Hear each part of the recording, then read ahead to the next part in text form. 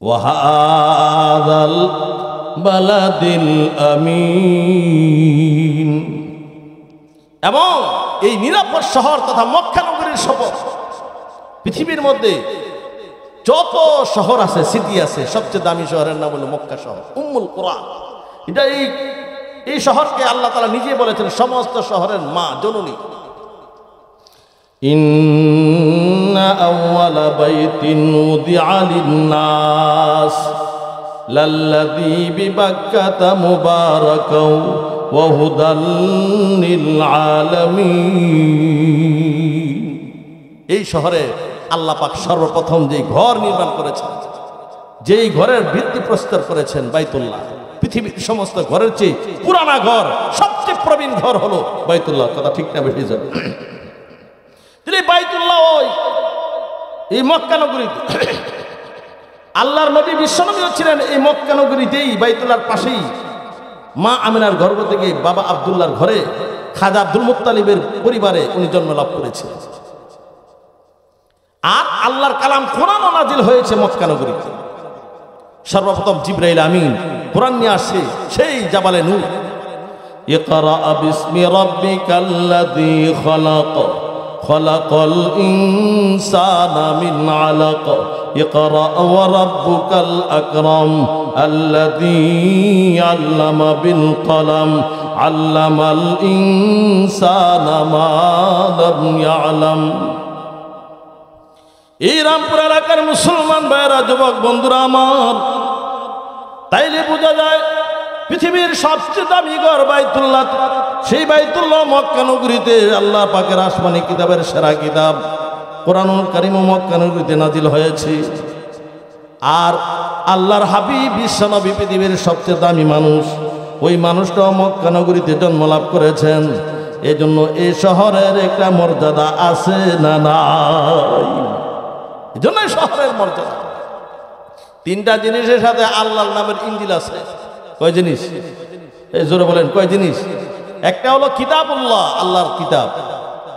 আরেকটা বাইতুল্লাহ, আল্লাহর ঘর। একটা রাসূলুল্লাহ। তিনটার সাথে আল্লাহর নামের ইঞ্জিল আছে না নাই? এর অর্থ হলো এই তিনটাকে হেফাজত করার একচ্ছত্র ক্ষমতা কার? জোরে বলেন। এই আব্রাহা বাদশাহ হস্তি বাহিনী নিয়ে এসেছিল বাইতুল্লাহ ধ্বংস করার জন্য, পারছে? তারমিহিম বিহিজারাতিন মিন সিজ্জিল। আল্লাহ রাব্বুল আলামিন ওয়ারসালা আলাইহিম তায়রান আবাবিল, ছোট ছোট পাখি পাঠায়া দিলেন। পাখিগুলোর প্রত্যেকটা দুই পায়ের মধ্যে দুইটা পাথর, ঠোঁটের মধ্যে একটা পাথর। এই ছোট ছোট পাথরগুলো যখন তারা হাতির উপরে, হস্তি বাহিনীর উপর নিক্ষেপ করতেছিল, একদিক দিয়ে নিক্ষিপ্ত হয় আর অপর দিক দিয়ে বের হয়ে যায়। ছোট ছোট পাথর নয়, এক একটা পাথর যেন এক একটা অ্যাটম বোমের মতো ক্ষমতা রাখে। কাসফিন মাকুল, অল্প সময়ের ভিতরে বক্ষিত খাবারের মতো আল্লাহ এগুলোকে ধুনা ধুনা করে দিলেন, একেবারে রেজা রেজা করে দিলেন, টুকরো টুকরো করে দিলেন। নবীরে ধ্বংস করার জন্য, নবীকে ধ্বংস করার জন্য, হত্যা করার জন্য ষড়যন্ত্র চলছে কি চলছে না? একদিন নবী আলাইহিস সালাতু ওয়াস সালাম এক দেওয়ালের কাছে বসে কয়েকজনকে নিয়ে মাশওয়ারা করতেছিলেন, পরামর্শ করতেছিলেন। আর ওই শয়তানের দলেরা তারা চিন্তা করলো, ষড়যন্ত্র করলো, উপর দিকে একটা পাথর নিক্ষেপ করে মুহাম্মদকে শেষ করে দিল। এমন সময় জিবরাইল আমিন আয়েশা ডাক দেয়া বলেন, নবী গো, আপনি স্থান ত্যাগ করেন, কারণ শত্রুরা আপনার উপর পাথর নিক্ষেপ করতে চায়। খায়বারের যুদ্ধের মধ্যে বকরীর গোশতের সাথে এক মহিলা বিষ মিশ্রিত করেছিল নবীকে হত্যা করার জন্য। শুধু তাই নয়, আমিরুল মুমিনিন ওমর রাদিয়াল্লাহু তাআলা আনহু যখন ইসলাম গ্রহণ করেননি, দারুন নদওয়াতে মাশওয়ারা হয়েছে মুহাম্মদের কল্লাটা কে আনতে পারবে, তারে 200 লাল উট পুরস্কার দেওয়া হবে। কেউ দাঁড়ায় না। এমন সময় ওমর দাঁড়ায় গেছে। আবু জাহাল বলে, আমিও চাইছিলাম তুমি দাঁড়াইবা, কারণ এই কাজ তুমি ছাড়া আর কার দ্বারা সম্ভব না। ওমর ডাক দেয়া বলেন, আবুল হিকাম, একটা ওটার দরকার নাই, একটা সাধারণ মানুষ, তার কোনো সৈন্যের বল নাই, ক্ষমতার বল নাই, বংশের বল নাই, বংশের মানুষও তার বিরোধী, অতএব তার কল্যাণ আনার জন্য 200 উটের যদি প্রয়োজন হয়, একটা দাপড়ি সম্ভ্রান্ত এবং ক্ষমতাবান লোকের কল্যাণ আনার জন্য তো হাজার হাজার উটের প্রয়োজন হবে। একটা উটের দরকার নাই, অস্ত্রটা আমার হাতে দেন, অল্প সময়ের মধ্যে এই মুহাম্মদের কল্যাণ নিয়ে হাজির হবে। বলেন না নাউজুবিল্লাহ। আল্লাহকে কল্যাণ আনতে যাও, রওনা হয়েছে। রাস্তার মধ্যে একজন মুসলমানের সাথে সাক্ষাৎ, সাহাবী। উনি ডাক দেয়া বলেন, ওমর, খোলা অস্ত্র নিয়ে কোন দিকে রওনা করছো? রওনা করছি মুহাম্মদের কল্যাণ আনার জন্য। কেন মুহাম্মদের প্রতি এত আক্রোশ কেন? মুহাম্মদের প্রতি আক্রোশ হলো কারণ মুহাম্মদের কোরআন শুনলেই মানুষ পাগল হয়ে যায়। আমরা নিজেরাও নিজেকে নিয়ন্ত্রণ করতে পারি না, এরা শেষ করে দিলে কোরআনের মিশন শেষ করা যাবে। এই জন্য তার শেষ করার জন্য রওনা হয়ে গেছে। ওই সাহাবী কৌশল অবলম্বন করে বলেন, মুহাম্মদের কল্যাণ আনতে যদি চাও এই কোরআনের কারণে, এই কোরআন যে তোমার পরিবারে ঢুকছে খবর আছে? কি বলছো? আমার পরিবারে? হ্যাঁ, তোমার বোন আমার ভগ্নিপতির খবর নিয়ে দেখো, তারাও বেদিন হয়ে গেছে, অর্থাৎ তারাও মুসলমান হয়ে গেছে। এখন তার মানে মুভমেন্টটা পরিবর্তন করে ফেলল। ঠিক আছে, মুহাম্মদের কল্যাণ আনার আগে তো আমার বোন এবং আমার ভগ্নিপতিকে সংশোধন করা দরকার। অস্ত্র নিয়ে গেছে, একেবারে সরাসরি বোনের ঘরের দরজা ডাক দিছি, ফাতেমা। গিয়া শুনে গুনগুন গুনগুন করে ভিতর থেকে সুন্দর মধুর কণ্ঠে আওয়াজ আসতেছে। যে মাত্র ডাক দিছে, ফাতেমা দরজা খোল। উমরের আওয়াজ পাইয়া হযরত খাব্বাব রাদিয়াল্লাহু তাআলা ছিলেন কোরআনের শিক্ষক, উনি দেওয়ালের নিচে একেবারে কেওয়ারের চিপায় নিজে আত্মগোপন করলেন। তারপরে ভগ্নিপতি উনিও কি আরেক জায়গাতে গোপন হয়েছে। ফাতেমা বলে, আমি সেই মায়েরই সন্তান, ওমর যে মায়ের সন্তান, অতএব ওমরের হুমকি আর ধমকির কারণে আমি নিজেকে গোপন করব না। ঠিক আছে, আসুক। ওমর ঘরের দরজা ভেঙে ঘরে ঢুকলো। ঢুকে, আর কোনো কথা নাই, আমি শুনেছি তোরা নাকি বেদিন হয়ে গেছ, এই বলে মায়ের পিঠ শুরু করলো। আর ফাতেমার শরীর থেকে যখন রক্ত বের হচ্ছিল, রক্ত দেখে আপন ভন্ত মায়া লাগছে। হঠাৎ করে একটু বসে গেলেন, আর এই সময় নজরে পড়ে একটা কোরআনের একটা পৃষ্ঠা। তারা হঠাৎ করে তারা যে আত্মগোপন করছে, পৃষ্ঠার নিচে পড়ে আসছে। ডাক দেয়া বলে, ফাতেমা, এই যে এটা কি? আর একটু আগে ঘর থেকে বড় সুন্দর সুমধুর কিছু আওয়াজ শুনতে পেয়েছিলাম, এই আওয়াজটা কিসের? ফাতেমা বলেন, আওয়াজটা কিসের এটা তোমাকে বলা যাবে না, আগে পবিত্র হও, পবিত্র হওয়ার পরে তোমাকে দেখাবো।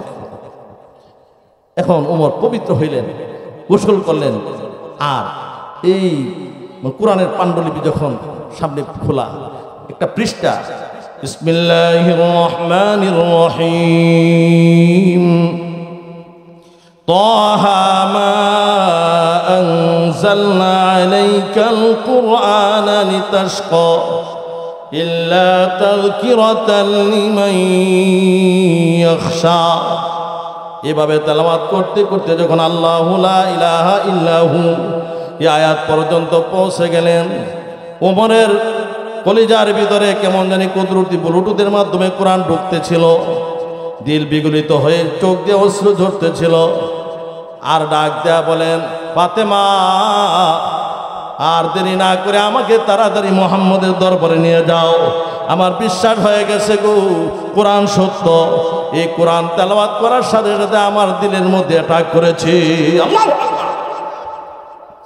এই মুসলমান ভাইরা আমার, যুবক বন্ধুরা আমার, আল্লাহর হাবিব বিশ্বনবীকে হত্যা করার জন্য যে ওমর গিয়েছিল, ওমর এখন কালিমা গ্রহণ করার জন্য প্রস্তুত। গভীর রাত্রে ওমর রওনা হয়ে গেলেন, সাথে সাথে রওনা হয়ে গেল ওই ওমরের বোন, তার সঙ্গীরা রওনা হয়ে গেলেন একেবারে দারে আর কামের কাছে। দারে আর কামের গেটের মধ্যে একজন সাহাবী আমির হামজা রাদিয়াল্লাহু তাআলা আনহু, তিনি ছিলেন একজন পাহলওয়ান। দেখতেছে ওমর গভীর রাত্রে আসতেছে, ডাক দেয়া বলেন, ওমর, তুমি হয়তো ভাবতেছো তুমি অনেক বড় পাহলওয়ান, তোমরা নবীর সাহাবী দেখেছো, কিন্তু সাহাবীদের ইমানি ক্ষমতা দেখো নাই। আজকে কিন্তু কঠিন লড়াই হবে। আমি আমির হামজার শরীরে এক ফোঁটা রক্ত থাকা পর্যন্ত আমার নবীর শরীরে কোনো কাটার আঁচড় লাগতে আমি আমির হামজা দেব না। আল্লাহু আকবার। এমন সময় হযরত জিবরাইল আমিন আল্লাহর হাবিব বিশ্বনবীর দরবারে আগমন করলেন। ডাক দেয়া বলেন, ওগো নবীজি, ওমর আপনার কল্যাণ নেওয়ার জন্য আসেনি, তার কল্যাণ আপনার কাছে বিক্রি করার জন্য আসছি। আল্লাহর নবী ডাক দেয়া বলেন, আমিরে হামজা গেট খুলে দাও। ওমর আমার কাছে ইসলাম গ্রহণের উদ্দেশ্যে আসছে। এখন গেট করে দিলেন, স্বাগতম জানাইলেন। ওমর ঘরে ঢুকলেন, মুসাফা করলেন, মুআনাকা করলেন, আর পড়লেন লা ইলাহা ইল্লাল্লাহু মুহাম্মাদুর রাসূলুল্লাহ। কালিমা পড়ে মুসলমান হয়ে গেলেন। ওমর ডাক দেয়া বলেন, হুজুর এখন আমার কি দায়িত্ব? আল্লাহ নবী ডাক দেয়া বলেন, ওমর রে এখনো নামাজের সময় বাকি আছে। একটু পরেই ফজরের নামাজের সময় হইলে ইমানের পরে নামাজ পড়তে হবে। ফজরের নামাজ আদায় করব। ফজরের নামাজের সময় যখন হয়ে যায়, কোথায় নামাজ পড়বো? দারে আর কামের ভেতরে। ওমর ডাক দেয়া বলেন, হুজুর এতদিন পর্যন্ত আমি ওমর আপনার ইসলামের পক্ষে ছিলাম না, এখন আমি আপনার পক্ষে আছি। এখনো যদি গোপনে গোপনে দাঁড়ে আর কামের মধ্যে নামাজ পড়তে হয়, তাইলে আমি ওমর ইসলাম গ্রহণ করার কারণে ইসলামের শক্তি বৃদ্ধি হলো কোথায়? আজকে আর গোপনে নয়, চলুন আমার সঙ্গে চলুন। সশরীরে আযান ইকামতের মাধ্যমে বাইতুল্লাহর মধ্যে জামাত কায়েম হবে। ইতিহাস সাক্ষী দেয়, আমিরুল মুমিনিন ওমর রাদিয়াল্লাহু তাআলা আনহু বাইতুল্লাহর মধ্যে গিয়ে ঘোষণা দিয়ে দিলেন, এই মক্কার লোকেরা, তোমরা যদি কারো মায়ের কোন খবর খালি করতে মনে চায়, কারো সন্তানকে এতিম বানাইতে মনে চায়, বিবিকে বিধবা মারাইতে মনে চায়, তাইলে আমি উমরের তরবারির সামনে আয়। যে তরবারিটা আমি নিয়ে গিয়েছিলাম মুহাম্মদের কল্যাণের জন্য, এই তরবারিটা এখন মুহাম্মদের বিপক্ষে নয়, বরং মুহাম্মদের পক্ষে ব্যবহার হবে, তোদের কাফেরদের বিপক্ষে ব্যবহার হবে। একটা কাফের ওই দিন সাহস পায় না উমরের সামনে আসার জন্য। জোরে কন্যা আল্লাহু আকবার। তাইলে আল্লাহর নবীকে হেফাজত করেছেন কে? জোরে বলেন কে? তাইলে ওই মক্কা নগরীর দাম আছে, যে মক্কা নগরীতে আল্লাহ বাইতুল্লাহ কায়েম করেছেন, বাইতুল্লাহ আল্লাহ হেফাজত করেছেন, নবীকে হেফাজত করেছেন। পুরানো হেফাজতের দায়িত্ব কার হাতে? জোরে বলেন। ইন্না নাহনু নাযালনা যিকর ওয়া ইন্না লাহু লাহাফিজুন। আল্লাহ বলেন, কোরআন নাযিল করেছি, আমি হেফাজত করব। এই চারটা জিনিসের কসম করলেন। তিন, জৈতুন, তারপরে সিনাই শহরের তুর পাহাড় এবং নিরাপদ শহর, চারটা জিনিসের কসম করছেন। কসমের পরে যে কথার আলোচনা হয় সেটাকে বলা হয় জাওবে কসম। এখন আমরা কি বলতে চাই? আল্লাহ বলেন, লাকাদ খালাকনাল ইনসানা ফি আহসানি তাকবীম। অবশ্যই অবশ্যই অবশ্যই আমি ইনসানকে, মানব জাতিকে সবচেয়ে সুন্দর অবয়ব আকৃতি দিয়ে সৃষ্টি করেছি। আল্লাহু আকবার বলেন। মানুষের চেয়ে সুন্দর করে আমি আর কোনো প্রাণী সৃষ্টি করি নাই। এই যুবক বন্ধুরা আমার, মুসলমান ভাইরা আমার, তুমি আর আমি এক সময় কিছুই ছিলাম না। আল্লাহ বলেন, হাল আতা আলাল ইনসানি হিনুম মিনাদ দাহরি লাম ইয়াকুন শাইআম মাযকুরা। আমরা উল্লেখযোগ্য কিছুই ছিলাম না। তারপরে সুম্মা খালাকনান নুতফাতা আলাকাতান ওয়া খালাকনাল আলাকাতা মুযগাতান ওয়া খালাকনাল মুযগাতা ইযামা ওয়া কাসাউনাল ইযামা লাহমা। অতঃপর আমরা মাতৃগর্ভে আসলাম যখন, এক ফোঁটা নাপাক পানি হিসাবে আল্লাহ সাথে সাথে 400 ফেরেশতা পাঠাইছে। সুবহানাল্লাহ বলতে মনে চায় না? 400 ফেরেশতা আইসা এর মধ্যে কার্যক্রম চালাইছে, রিফারিং করছে। তারপরে একটা রক্তে পিণ্ড পরিণত হইলাম। তারপরে আরো 40 দিন পরে একটা গোষ্ঠে পিণ্ড পরিণত হইলাম। 120 দিন পর আল্লাহ রব্বুল আলামিন আপনার আমার মধ্যে রূহ সঞ্চার করলেন। এই টিকটিকের বাচ্চার মতো ছোট্ট একটা রূহ, ছোট্ট একটা প্রাণী। এখন তো খাবারের দরকার, অক্সিজেনের দরকার, কারণ প্রাণ আসছে যেহেতু। আল্লাহ বলেন, যে পরিমাণ অক্সিজেন তোর দরকার, আমি আল্লাহ এই পরিমাণ অক্সিজেন তোর মায়ের পেটে আমি ঢুকাই দিচ্ছি। সুবহানাল্লাহ। শুধু তাই নয়, আমি আল্লাহ রাব্বুল আলামিন তোর খাবারের দরকার, এজন্য আমি আল্লাহ রাব্বুল আলামিন তোর নাভির সাথে, মায়ের নাভির সাথে একটা তার দিয়ে জয়েন দিলাম। জয়েন দিয়া মায়ের মাসিকের রক্ত বন্ধ করে দিয়ে তিলে তিলে আমি তোরে বড় করতে লাগলাম। সুবহানাল্লাহ। এই মুসলমান ভাইরা আমার, যুবক বন্ধুরা আমার, আজকে আমরা সে আল্লাহরে ভুলে যাই। কাইফা তাকফুরুনা বিল্লাহি ওয়া কুনতুম আমওয়াতা, আমরা ছিলাম মৃত, তারপরে সুম্মা ইউহয়িকুম, আল্লাহ আমাদেরকে প্রাণ দিলেন, আবার আল্লাহ আমাদেরকে মৃত্যু দিবেন। সুম্মা ইলাইনা তুরজাউন, অতঃপর আবার আমরা জীবিত হইয়া আল্লাহর দরবারে হাজির হব। মুসলমান ভাইরা আমার, যুবক বন্ধুরা আমার, আস্তে আস্তে যখন আমরা বড় হইতে লাগলাম, আল্লাহু ইউখরিজুকুম মিন বুতুনি উম্মাহাতিকুম তিফলা, ছোট্ট বাচ্চা হিসেবে দুনিয়াতে আল্লাহ পাঠাবে। দুনিয়াতে আইসা খাবারের দরকার আছে না নাই? এখন আল্লাহ বলেন, আমি আল্লাহ তোর জন্য এমন খাবারের ব্যবস্থা করেছি। এরই মুসলমানের যুবক বন্ধু, তোমার আমার খাবারের জন্য মা টেনশন করতে হয়নি, বাবার কোনো পেরেশানি করতে লাগে না। মহান আল্লাহ রাব্বুল আলামিন ডাক দেয়া বলেন, বান্দা, আমি আল্লাহ রাব্বুল আলামিন তোর মার স্তনটাকে কুদরতি প্লাক্স বানাইয়া এই বুটার মধ্যে 32টা ছিদ্র লাগাইছি। তারপরে বেশি গরমও না, একেবারে ঠান্ডাও না, পাতলাও না, বেশি গাঢ়ও না, উপযুক্ত সুষম খাবার আমি আল্লাহ রাব্বুল আলামিন তোর জন্য, তুই দুনিয়াতে আসার আগে আমি আল্লাহ তোর মায়ের স্তরে স্টক করে দিয়েছি। দুনিয়ার সমস্ত কোম্পানি, সমস্ত ডাক্তার কবিরাজ এক বাক্যে কথা মানতে বাধ্য। যত সিরেলাক, যত ডানু নিডু আর যত এই কমপ্লেন, যা কিছু খাওয়ার না কেন সবগুলোর মধ্যে কমপ্লেন আছে, কিন্তু আল্লাহর দেওয়া এই মায়ের মাতৃ দুধের মধ্যে ভিতরে কোনো কমপ্লেন নাই। এর মধ্যে যে পুষ্টি পাওয়া যায় পৃথিবীর কোনো খাবারের মধ্যে সেই পুষ্টি নাই। পুষ্টি দিলেন কে? জোরে বলেন না, কে দিলেন? আল্লাহ রাব্বুল আলামিন বলেন, হে জগতের মুসলমান, ও মুমিনের দলেরা, মুসলমানের দলেরা, শোন, আজকে আমার কথা মানতে মনে চায় না, আমি আল্লাহ তোরে কত সুন্দর করে বানাইলাম।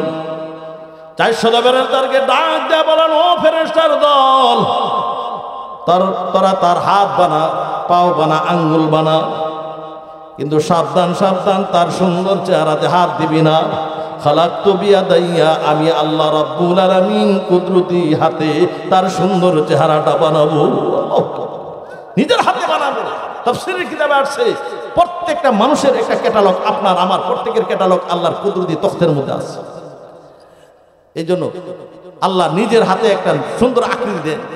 আরেক আয়াতে আল্লাহ বলছেন সূরাতুল ইনফিতারের মধ্যে, ইয়া আইয়ুহাল ইনসানু মা গাররাকা বিরাব্বিকাল কারীম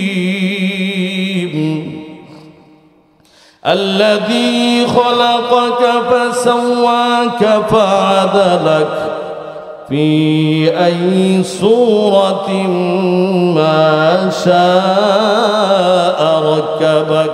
আল্লাহর ইচ্ছা অনুযায়ী আপনার আবার আকৃতি দান করেন। যেখানে নাকটা লাগানোর দরকার এখানে লাগাইছে, যেখানে কানটা ফিট করার দরকার এখানে লাগাইছে, যেখানে জিহ্বা দেওয়ার দরকার এখানে লাগাইছে, যেখানে ঠোঁটটা দেওয়ার দরকার সেখানে লাগাইছে। আর যদি আমাদের কাছ থেকে পরামর্শ নিত, যদি বলতেন চোখটা কোন জায়গায় দিব, আমরা মশওয়ারা দিতাম, পরামর্শ দিতাম, বুগলের নিচে দিয়ে লাও, কারণ ধুলাবালি আসলে চোখের ভিতরে ঢুকবে, এই জন্য বুগলের নিচে থাকলে হেফাজত থাকবে। ঠিক না ঠিক? এখন কিছু দেখা লাগলে এরকম হাত উঠাই দিত। আর যদি জিজ্ঞাসা করতো, হ্যাঁ, জিহ্বাটা কোথায় দিতাম,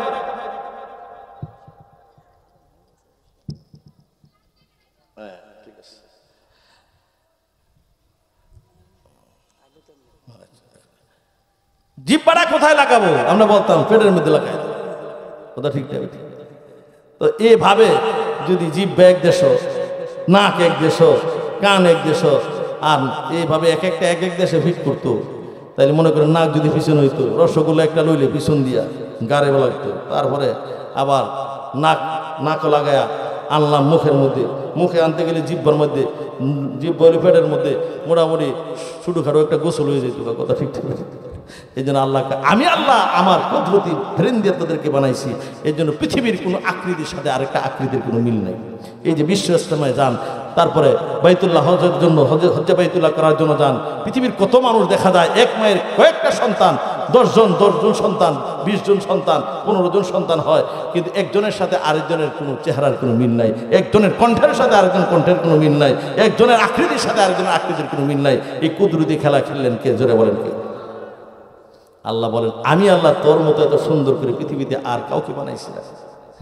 বাদশাহ মানসুরের জমানায় এক সরকারি কর্মকর্তা স্ত্রীর সাথে খুশ গল্প করতে করতে এক রাত্রে বলে, দেখো তুমি যদি 14 তারিখের চাঁদের চেয়ে সুন্দর না হও, ইল্লাম তাকুনি মিন আহসানিল কামারি ফাআনতি তালিকুন তালিকুন তালিকুন, তাইলে তুমি 3 তালাক।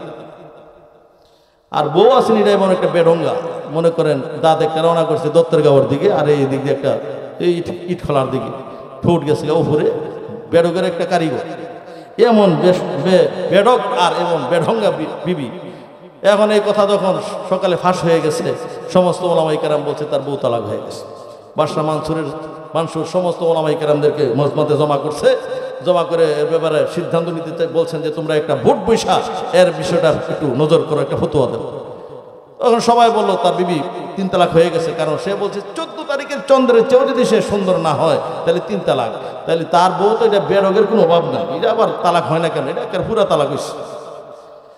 এখন ফতোয়া নিয়ে ওই সরকারি কর্মকর্তা খুব মনক্ষুণ্ণ হইয়া যখন বের হচ্ছিলেন, এমন সময় আমাদের মাযহাবের ইমামুল আইমা ইমামুদ দুনিয়া ইমামে আবু হানিফা রাহমাতুল্লাহি আলাইহি, যিনি এক বছরে 30 পারা কোরআন হেফজ করেছেন, আর আমার ভাইরা 9 বছর বয়স থেকে ফতোয়া দেওয়া শুরু করেছেন, যে লোকটা 40 বছর এশারের রোজা ফজর করেছেন, 101 বার আল্লাহকে স্বপ্ন যুগে দেখেছেন, 55 বার বাইতুল্লাহ জিয়ারত করেছেন, যে লোকটার ইন্তেকালের পরে মানুষ লাশ দেখে 90,000 মানুষ কালিমা পড়ে মুসলমান হয়ে গেছে, জোরে করে আল্লাহু আকবার। সেই ইমামে আবু হানিফা রাহমাতুল্লাহ আলাইহি ছোট্ট বয়সে, ছোট মানুষ জিজ্ঞাসা করেন, চাচাজি আপনার চেহারাটা খুব মলিন দেখা যাচ্ছে, আপনার মনক্ষুণ্ণ দেখা যায়, ব্যাপার কি, ঘটনাটা কি আমার কাছে বলেন। এই বেটা তোর কাছে বললে কি লাভ, বলেন না দেখি। ঘটনা এই আমার সাথে আসে। ওলামায়ে কেরামের মজলিসে বলেন, আপনারা তার ব্যাপারে কি ফতোয়া দিয়েছেন? আমরা বলছি তার বউ তালাক হয়ে গেছে। আমি ফতোয়া দিলাম তার বিবির উপর 1 তালাকও পতিত হয়েছে। সব আলেমদের ফতোয়া একেবারে অ্যাবাউট করে উনি আবার নতুন ফতোয়া দিলেন। এখন ওলামায়ে কেরাম আলেম সমাজ বলে, এই মিয়া তুমি যে ফতোয়া দিচ্ছ, কোরআন থেকে দিচ্ছ না হাদিস থেকে দিচ্ছ না ফিকহ থেকে দিচ্ছ? আমি 1 নাম্বার কোরআন থেকে দিতেছি। কোরআন থেকে দিলে কোরআনের কোন আয়াতের মধ্যে ফতোয়া আছে দেখো। এখন উনি আয়াত পড়ছেন, ওয়াত্তিনি ওয়াজ-যাইতুনি ওয়া তুরি সিনিন ওয়া হাযাল বালাদিল আমিন লাকাদ খালাকনাল কমারা ফি আহসানি তাকবীর। না আয়াত ভুল, লাকাদ খালাকনাল কমারা না, লাকাদ খালাকনাল ইনসানা। কমারুন শব্দ আরবি শব্দের হলো চাঁদ। তো আল্লাহ বলেন ইনসানকে আমি সবচেয়ে সুন্দর আকৃতি দিয়েছি। আল্লাহ তো এই কথা বলেননি যে আমি চাঁদকে সবচেয়ে সুন্দর আকৃতি দিয়েছি। এখন আমার প্রশ্ন হলো তোমাদের কাছে, তার স্ত্রী কি মানুষ নাকি জানোয়ার? মানুষ। যদি মানুষ হয়ে থাকে তাহলে আল্লাহর কোরআন এই 95 নম্বর সূরা 3 ফতোয়ার দ্বারা স্পষ্ট হয়ে গেছে, তার বিবি যদি মানুষ হয়ে থাকে তাহলে 14 তারিখের চাঁদের চেয়েও সুন্দর, যদি কোন আল্লাহু আকবার, তার বউর উপর 1 তালাকও পতিত হয়েছে। তাহলে সমস্যা আসলে সমাধানের জন্য ওলামায়ে কেরামের দরকার আছে না নাই? এই মাদ্রাসার দরকার আছে না নাই? এখান থেকে এই ধরনের ইমাম আবু হানিফার উত্তরসূরি, এখান থেকে হাফিজ হুজুর তৈরি হয়, এখান থেকে পীর হুজুর তৈরি হয়, ফখরে বাঙ্গাল তৈরি হয়, মুফাসসির হুজুর তৈরি হয়, এখান থেকে চরমনের কুতুব তৈরি হয়, সন্দীপের হুজুর তৈরি হয়, এখান থেকে শামসুল হক ফরিদপুরি তৈরি হয়। এই সমস্ত মাদ্রাসা হলো বড় বড় মুফতি মুহাদ্দিস আর আলেম, এই সমাজের সবচেয়ে দামি মানুষ সৃষ্টি করার কেন্দ্র। এখান থেকে কোনো বোমাবাজ, এখান থেকে কোনো জঙ্গিবাদ তৈরি হয় না, এখান থেকে পৃথিবীর সবচেয়ে উত্তম মানবগুলো তৈরি করা হয়। সারা পৃথিবীর শ্রেষ্ঠ মানবগুলো এখান থেকে উপহার দেওয়া হয়। এজন্য এই প্রতিষ্ঠান আমাদের দরকার আছে না নাই? এই প্রতিষ্ঠানের পাশে আমরা সবসময় থাকবো তো ইনশাআল্লাহ। এই ইলামপুর মাদ্রাসার হ্যান্ডেলকে ধরে রাখবো। এটা দারুল উলুম দেওবন্দ মাদ্রাসার এটা একটা সন্তান। এই জন্য এই মাদ্রাসাকে যদি ধরে রাখতে পারি, এটাই হবে একটা ডাব্বা। দেখেন না রেলগাড়ির অনেক কিতাকে ডাব্বা থাকে, এটা একটা ডাব্বা। আর এই সব কওমি মাদ্রাসার মূল হলো দারুল উলুম দেওবন্দ মাদ্রাসা, এটা ইঞ্জিন। ওই ইঞ্জিনের সাথে সব ডাব্বাগুলো জয়েন হবে। আর এই মাদ্রাসার উস্তাদ, ছাত্র, মুহিব্বিন, মুতাআল্লিকিন, মুতাসাদ্দিকিন যারা আছে সবাই এই সমস্ত প্রতিষ্ঠানের যাত্রী হবে। আর ওই দারুল উলুম দেওবন্দ মাদ্রাসার সম্পর্ক হলো মদিনার সাথে, ওই মদিনার নবীর সাথে, মদিনার রওজায়ে আতহারের সাথে। আর নবীজির রওজায়ে আতহার হলো জান্নাতের সাথে সম্পর্ক। টেনে টেনে এই মাদ্রাসাগুলো আপনাকে আমাকে জান্নাতে নিয়ে পৌঁছায় দিবে। চিৎকার করে বলেন, এই মাদ্রাসার পাশে থাকার দরকার আছে না নাই? আল্লাহ আমাদের সবাইকে এই মাদ্রাসার মুহিব্বিন, মুতাআল্লিকিন, মুতাসাদ্দিকিন হিসাবে আমাদেরকে আল্লাহ তাআলা কবুল করেন। সবাই বলেন আমিন। ওয়া আখিরু দাওয়ানা আলহামদুলিল্লাহি রাব্বিল আলামিন। যেহেতু আমার আগে জানা ছিল না, এজন্য নামাজ হবে 7টায়। এই জন্য আর লম্বা করে আলোচনা করে আপনাদের ডিসিপ্লিন নষ্ট করতে চাই না। আলহামদুলিল্লাহ আপনাদের এই এলাকার সুপরিচিত আলেমেদিন আমার বন্ধুবর হযরত মাওলানা এনায়েতুল্লাহ ভৈরবী সাহেব আমি দেখছি আসছেন। আলহামদুলিল্লাহ বলেন, সবাই বলেন আলহামদুলিল্লাহ।